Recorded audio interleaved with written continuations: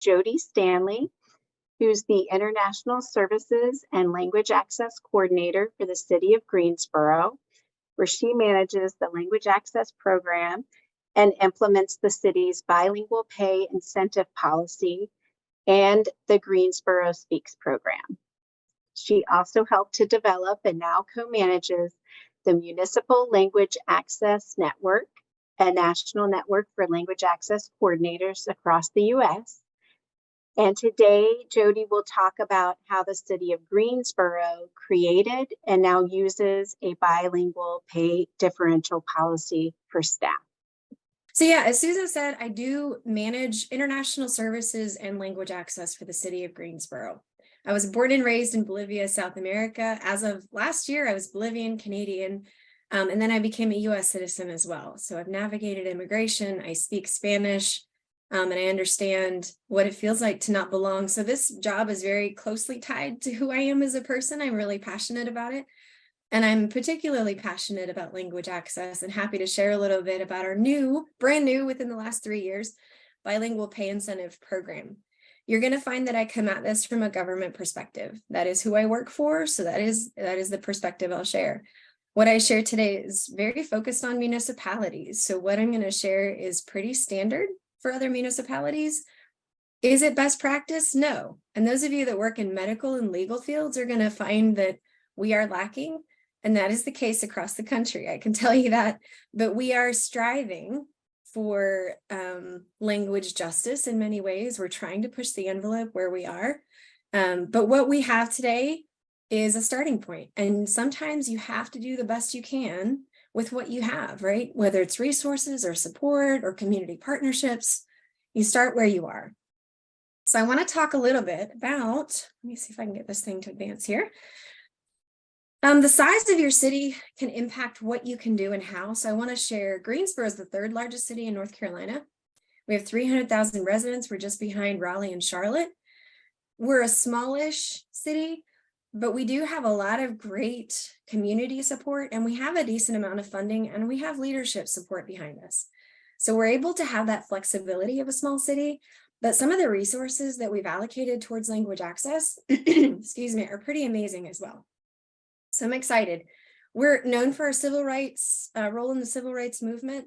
I think part of that is we're a refugee community. We've had significant Jewish and Quaker investment in our community. So I think just knowing that background kind of shows you like why Greensboro really latches on to immigrant support and language access in the way that we have. How our bilingual pay incentive started. Initially, I was doing this as about 10% of my job. Back in 2016, my director and I did a presentation to department directors about language access. We were proposing a 2-phase plan with zero impact to the budget. Because those of you that work for government know that government wants to know how much is this going to cost us, right? Excuse me. So at the time, we proposed no impact to the budget. And I remember the 911 center director raised her hand in this meeting. She said, why are we not incentivizing bilingual staff? And that was the first time that conversation had been brought up with leadership. In 2018, I was doing an update presentation to city managers and city council. And in that conversation, I proposed that we work on a bilingual pay incentive program. Unbeknownst to me, the city manager took that recommendation to heart and behind the scenes talked to human resources and said, I want you to do a comp study, look at other cities, what they're doing, and come up with a bilingual pay incentive program, a policy that will work for our system. They did that, and about a year later, they handed me a policy. So that is one thing I would recommend if you can, is if you can get early in on the process, work with HR to develop the policy. In my situation, I couldn't. They did allow me to include an annual training requirement for all certified staff, which I highly, highly recommend. And I'll explain why in a moment. But yeah, HR handed me a policy. It was fairly standard for what other cities are offering, except that we were testing for oral and written. And I felt like that could cause some confusion down the road, which is another reason we require the annual training. So 2019, we rolled out the first RFP, and 2020, we developed the first test.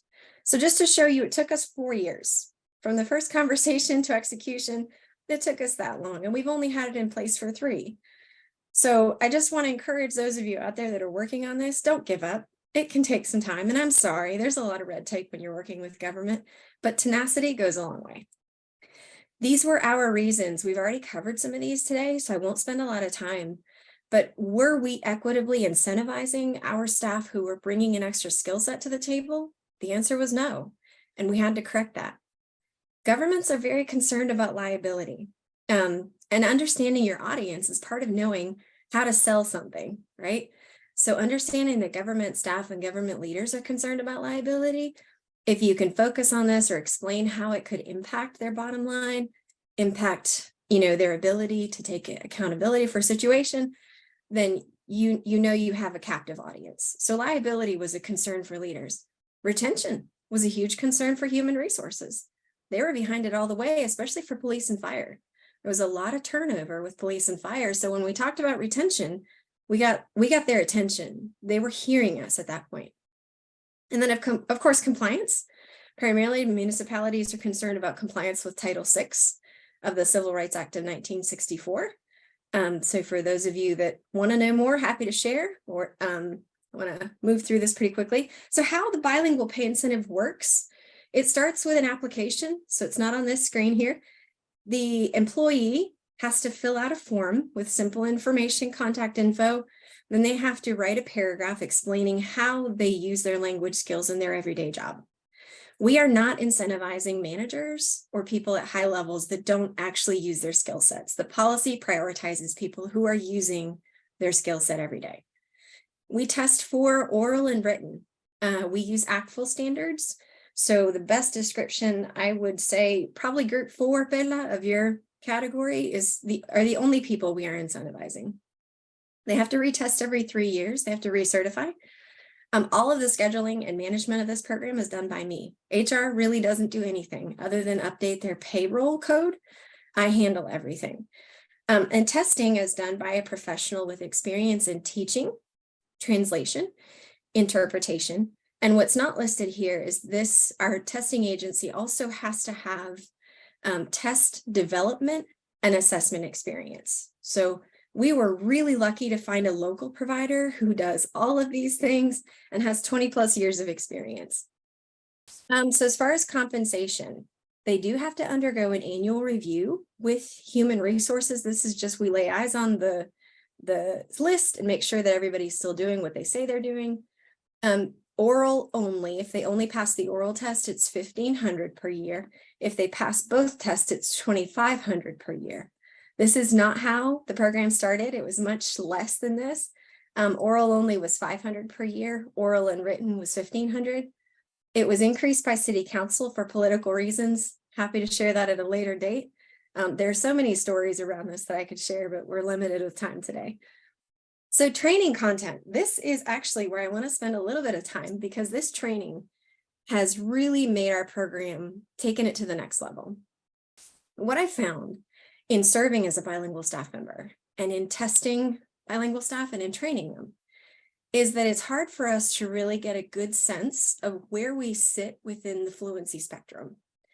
We live in a very monolingual society where speaking a second language is like, wow, you speak a second language? It's really, really important for all of us to know when to say no. Whether we're being certified for this or not, it's critical for us to know when to say no. So all of my trainings really boil down to that in a nutshell. We talk in my trainings about bilingual staff provision versus interpretation, how they're different, why it's important to understand that triadic communication in your role as interpreter is extremely different than two-way conversation as a bilingual staff provider. What interpretation ethics look like, best practice, we make them do a role play. We run them through translation ethics as well. And then this training also gives me the opportunity to talk about certification reminders. But the bottom line with this training, it's an opportunity to build up your staff, encourage them, connect them to each other, inspire them to advocate, increase awareness of language access and Title VI compliance, and bottom line, to increase respect for the profession of interpreters and translators. And what I share with them, I don't care if you're North Carolina court certified, everyone has a limit. Everyone reaches a point where they need to say no, and it's actually a sign of maturity. When you're in the middle of interpretation, or even bilingual staff provision, when you're in that case where you're providing language services and you reach that limit and you're like, no, this is beyond my skill set, I can't take this on anymore, you need to find a professional. Bottom line, very, very hard line, is we say no, absolutely, in every situation that includes medical, legal, or otherwise specialized jargon or knowledge. Again, lots more to share here, but we're going to move into the next couple of slides. Reporting is a huge part of what we do. Police, fire, and the call center have their own reporting mechanisms. Other bilingual staff either use an online form I created, or they track their own activity in a Word document. I don't care how they track it. There's just certain elements they have to track: the date, the language, who did the work, and what the work was about, right? It's really important for us to have a solid record. I tell staff all the time, if you're not reporting it, it's not happening. So we use this data to advocate for more resources. We use it to share our story. We use it to show the effectiveness of our program, but we also use it to show the community that we are taking accountability for what is our responsibility, and we're really trying hard to provide excellent customer service. These are some opportunities to connect. I just want to let you know, like, I'm always here. I've connected with several of you already, and it's really fun to me to hear, Bella, oh my gosh, to hear what you're doing. It's incredible, and my creative juices are already flowing. So if you ever want to connect with me one-on-one to chat, share what you're doing, or hear from me, that's fine. Either way, I'd love to talk to you. You're welcome to shadow any of our trainings. We have a basic Spanish class for monolingual staff. Training our monolingual staff is another conversation for another day, but it's actually a really critical part of language access. So we've got a couple ways that we do that. And then, of course, you're always welcome to shadow our annual training for bilingual staff. That is in person, but I promise you a cup of coffee if you want to come visit us in Greensboro. We'll get you lunch as well. You're also welcome to join our municipal language access network if you are government staff. And then we also have a statewide group that's doing language access work. Save the date, Monday, June 5th, from about 3 to 4:30. It's a virtual program. You're all invited to participate. So I know we're limited on time. That's all I've got to share. Here's my contact information if you want to take it down. And Susan, I'll hand it back over to you. Were there any other challenges or solutions that you encountered that maybe you weren't anticipating with this policy that you want to share with the group? So one challenge that I faced was in the initial development phases. I was surprised that HR handed me a policy. Again, if you can put yourself in a position where you're part of the development, that's one thing, but trying to work retroactively to make something they created work for language access and best practice around language provision was a bit of a barrier. I was concerned about testing for oral and written, because automatically people who are monolingual assume, well, you passed the written test, so of course you can do translation. And that's not the case at all. We do not want our staff doing translation. Right now, the only translation that we can do in-house is people who pass the translation test with a 90% or higher, and they work as a team. They check each other's work, they edit, they proof, they work together collectively to develop items. The other challenge that I ran into very early on was the expectation that as soon as these staff were certified, that they would be accessible to anyone at any time. And I had to put some really strict boundaries in place to ensure that these city staff could only be contacted during regular working hours with the approval of their supervisors. And then in cases where they didn't feel equipped to take that on, or their current job was taking too much time and they didn't have the time to accept that they could say no when they felt empowered to do that. So I do not have a general list of our certified bilingual staff out there for that reason. I don't want them being overused. They were already doing this work. We're simply incentivizing them and compensating them for work they were already doing. So those are just a couple of the challenges, and I could probably talk all day, but those were the two key elements that I think were really important at the beginning. Excellent. Thank you so much, Jodie.